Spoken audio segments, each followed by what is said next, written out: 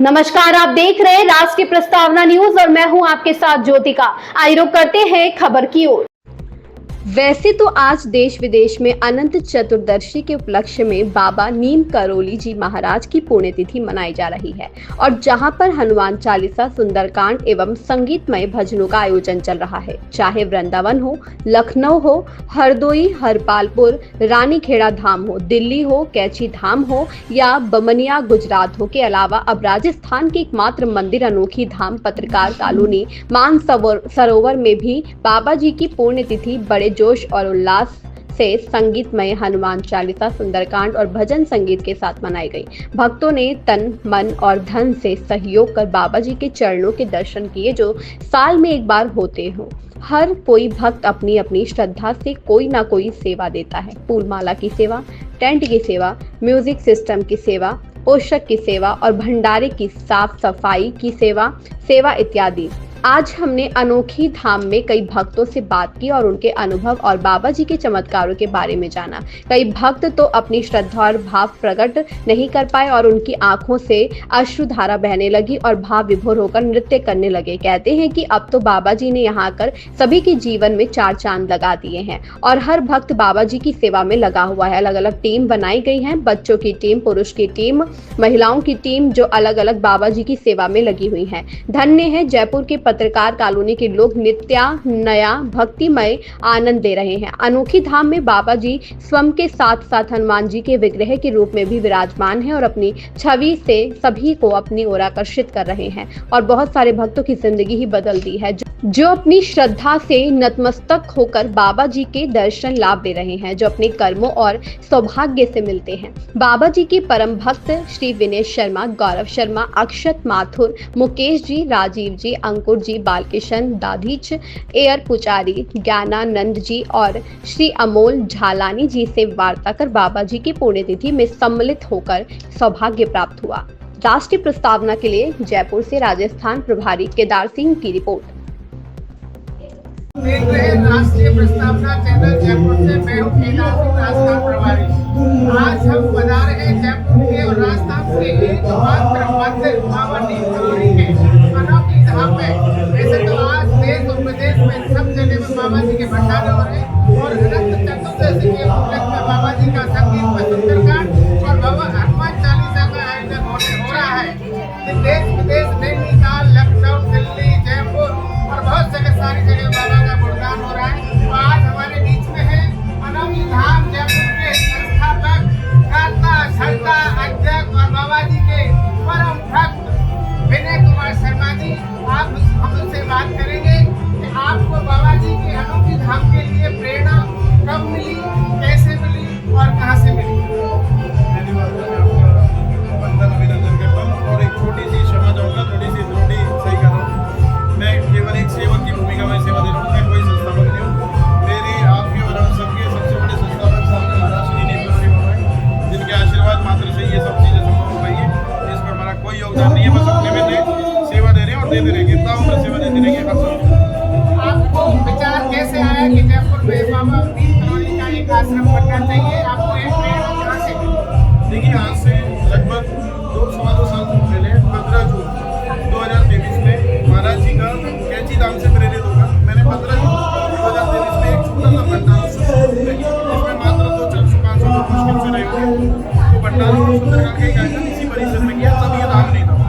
और वहाँ से फिर महाराज जी की एक जो ये सामने तस्वीर आप देख रहे हैं, पर मैं चाहूँगा थोड़ा सा उसको तस्वीर को दिखाएं। तो महाराज की तस्वीर की ये सारी लीला है, वहाँ से शुरुआत हुई इस अनोखी धाम की, क्योंकि वो तस्वीर हमारे घर से और हम लेकर आए थे और ये महाराज जी का एक दरबार सजाया था उस 15 जून 2023 में। तो तस्वीर यहाँ पर थोड़ा घर ले जाने में हम लेट हुए कार्यक्रम में, घर का मंदिर बढ़ चुका था और श्री हनुमान जी महाराज के चरणों में या हनुमान जी महाराज के साथ में या हनुमान जी महाराज के रूप में ही उस तस्वीर को पर विराजमान करा दिया हमने बिल्कुल पास में जो भास्करेश्वर महादेव मंदिर है उसका। और उसके बाद सुबह जब हम तस्वीर लेने आए महाराज जी की, जब हमारे घर का मंदिर खुला, तो तो कहीं ना कहीं मेरी वाइफ को भी ये प्रेरणा मिली और मुझे भी ये प्रेरणा मिली कि महाराज की इच्छा ही नहीं है यहाँ से जाने की। महाराज खुद अपना स्थान तय कर चुके थे उसी रात में, और चूंकि कुछ वक्त महाराज जी कुछ समय तक कुछ अर्पित भी कर चुके थे, तो उन्हीं के उसी प्रेरणा से हमने वहाँ पर एक छोटा सा महाराज जी का एक आला एक स्थान वहाँ पर महाराज जी को दिया, थोड़ा शुद्धिकरण करके उनकी पूजा पाठ की, और 2 साल से कंटिन्यू अनवरत एक सेवा महाराज जी को तो पुष्प सेवा और श्रृंगार सेवा दी, माला की, और हर मंगलवार को महाराज जी की प्रसादी वितरण की पिछले 2 साल से लगातार चल रहा था। और पड़ोस में भास्करेश्वर महादेव मंदिर, लेकिन चूंकि महाराज जी को कुछ हो नहीं मंजूर था, वो सब महाराज जी की लीला थी, तो उसी उपलक्ष्य में धीरे धीरे महाराज जी से जुड़ा बनता गया, और कैसी राम मेरा बार बार जाना रहता था, और बाबा ने ऐसी कृपा बरसाई, बाबा की इच्छा से और बाबा के आशीर्वाद से, और आप सब तमाम लोगों की मदद से ये धाम निर्मित हुआ है। तमाम जितने भी लोग हैं, किसी ने जैसी मर्जी सेवा दी हो, मैं हर उस आदमी का आभारी हूँ, कृतज्ञ हूँ और धन्यवादी हूँ। और महाराज तो मेरे पिता रूप में यहाँ विराजमान है, हम सबके पिता रूप में विराजमान है, तो बाकी तो सारी कृपा महाराज जी की रहती है। धन्यवाद। 1 साल से मैं भी देख रहा हूँ कि यहाँ पर जो मंदिर निर्माण शुरू हुआ था, और आज जो भव्य और दिव्य मंदिर आपके सामने उपस्थित है, और आपने बहुत ही तन मन और धन से यहाँ पर सेवा दे रहे हैं। आप अपने बिजनेस से समय निकालकर बाबा जी के चरणों में सेवा करें, कैसे उसको मैनेज करते हैं?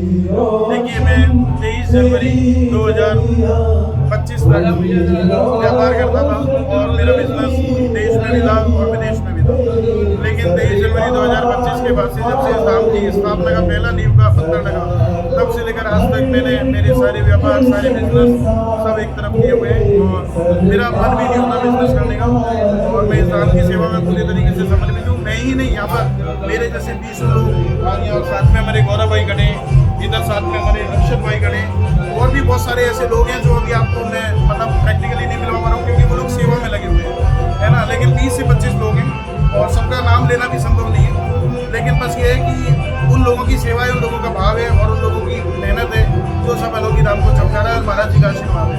और महाराज जी तो स्वयं को जहाँ बैठते हैं बिना उनकी मर्जी के उनको कोई विराजमान नहीं कर सकता, और जब वो बैठ गए वहाँ पर उनको कोई हिला नहीं सकता, तो महाराज जी की कृपा बरस रही है बस। 1 से 2 साल के बीच में ऐसा क्या अनुभव किया, क्या अनुभूति की, और ऐसा कोई चमत्कार आपको देखने को मिला, ऐसा बताइए। देखिए, मैं बहुत सिंपल शब्दों में, एक अंग्रेजी में कहावत है, बेगर साल नॉट चूजर्स, भिखारी को चुनाव करने की इजाजत नहीं होती, तो मैं तो उनके दर का भिखारी हूँ, तो मेरे पास तो मेरे बाबा के अलावा और कोई संपत्ति है ही नहीं, तो मैं और किसका चुनाव करता, मैं तो सिर्फ और सिर्फ उनके दर का भिखारी हूँ। तो उसमें कोई ऐसी बात नहीं है कि कोई चमत्कार जैसी, महाराज प्रति पल हर क्षण हर अपने बच्चे के साथ अपने वक्त के साथ रहते हैं, जो भी उनके भक्त हैं वो सब इस बात को जानते हैं, और बहुत मजबूती से इस बात को मानते हैं। धन्यवाद दिनेश जी, आपने समय दिया। अब हम बात करेंगे हमारे अक्षत जी से, मंदिर की हनुमान जी की और बाबा की करोड़ी की जो पोशाक कितने बनाई, पोशाक कितने चेंज करते हैं, कलर से लेकर डिजाइन से लेकर और बाबा जी के मुकुट से लेकर पूरी तन मन धन से सेवा रहती है अक्षत जी। पहले तो मैं आपको ये बताना चाहूँगा कि मैंने अभी स्टेज पे भी 2 शब्द बाबा के चरणों में बोले कि जो भी पोशाक यहाँ पर बनती है और जो भी हम लोग कपड़ा डिसाइड करते हैं, वो महाराज जी से आग्रह करते हैं कि महाराज जी आपकी जो भी इच्छा है, आप जो भी पहनना चाहते हैं, जो आपकी कृपा है आप पहनिए, उसके अकॉर्डिंगली जो है महाराज जी अपने आप पसंद करते हैं, और हनुमान जी अपने आप पसंद करते हैं। जो भी सेवा होती है वो आपके सामने है, आप देख पा रहे हैं। बहुत बहुत धन्यवाद। आप अब बात करेंगे मंदिर के पुजारी गजानन जी से, यहाँ पर पूरा सेवा आप भी अपने अनुभव के बारे में मुकेश भी यार वीडियो चाहे तो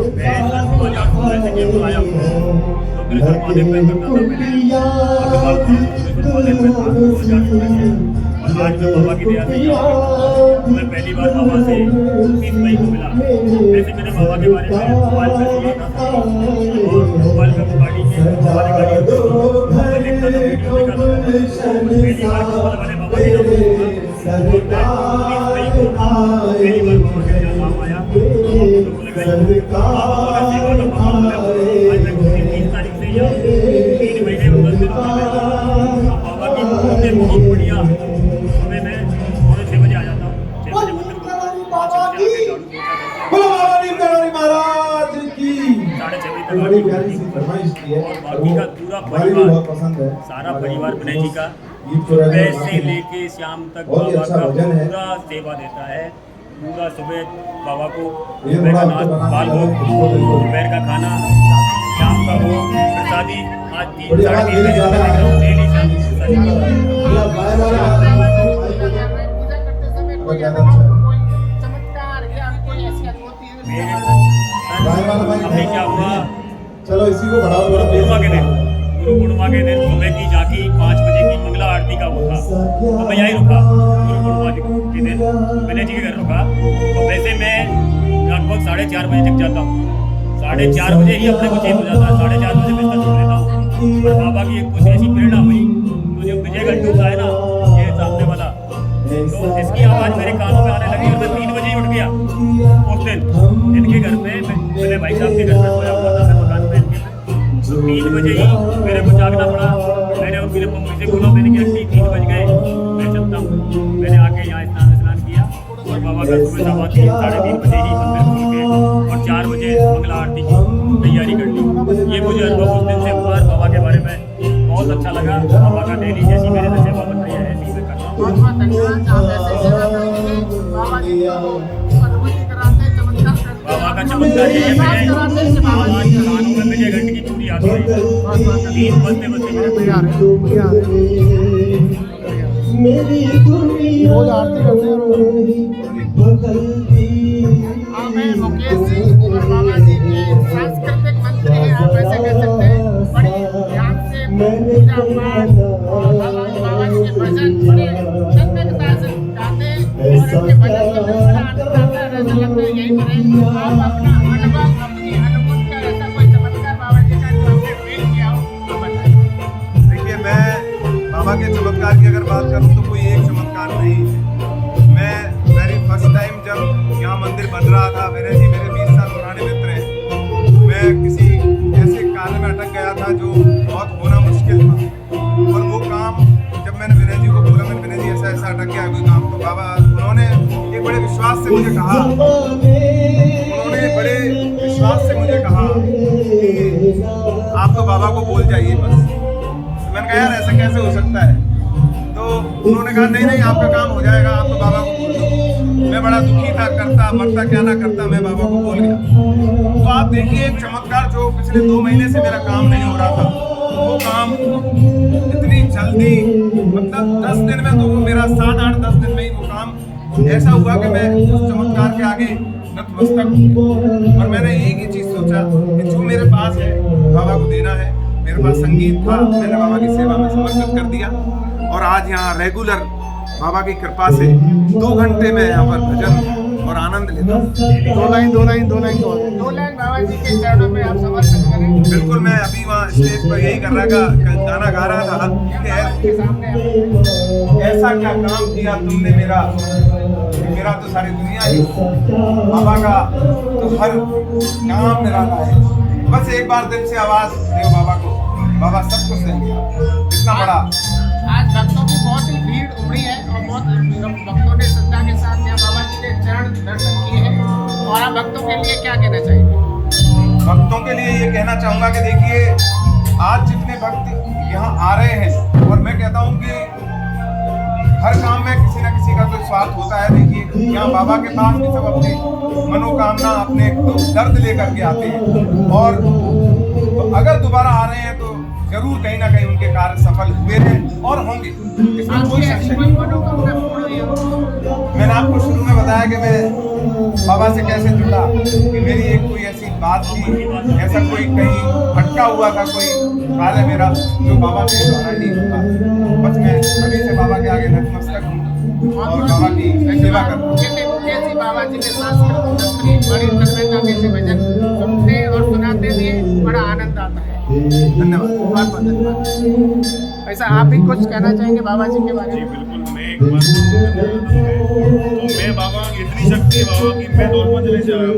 तो बाबा ने, मुझे पता लगा मेरे मिलने वाले रहते हैं, उन्होंने मुझे बताया कि बाबा के यहाँ प्रोग्राम है मिटाना है।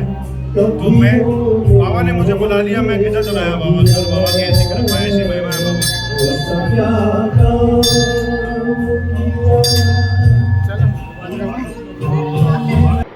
इस खबर में बस इतना ही। बने रहिए राष्ट्रीय प्रस्तावना न्यूज के साथ।